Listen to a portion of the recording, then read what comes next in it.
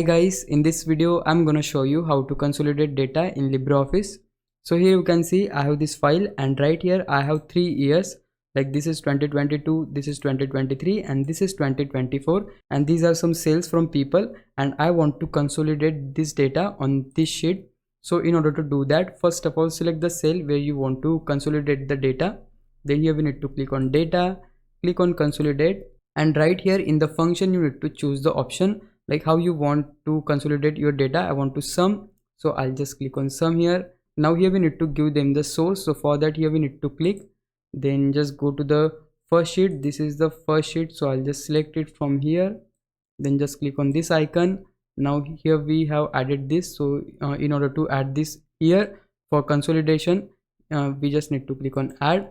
Now it's time for the second sheet, so we will just again click on shrink, go to 2023, select the data, again click on this, we'll just add it again. Now again click on this shrink option, go to 2024, select the data, click on this little icon again and just click on add here. Now once you do this, just click on this option button. Now we want to consolidate data by row labels and column labels, so we'll just select this and also make sure to tick this so that you can get the extra feature. And what is that feature, I'll show you, but let me first tick this box, then just click on OK.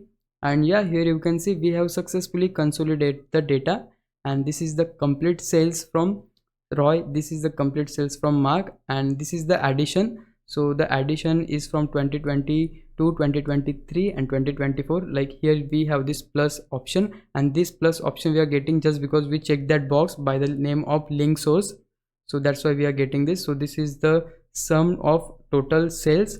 So if I just click on this minus button, you will see this is the sum of Roy sales, and if I just again expand it, here you will see this is the sales from Mark 20 like from 2022, 2023 and 2024. And that's how you can consolidate the data. In case if you want to make this bold, you can do that as well. Like you can just make any changes you want. I can just align it on center.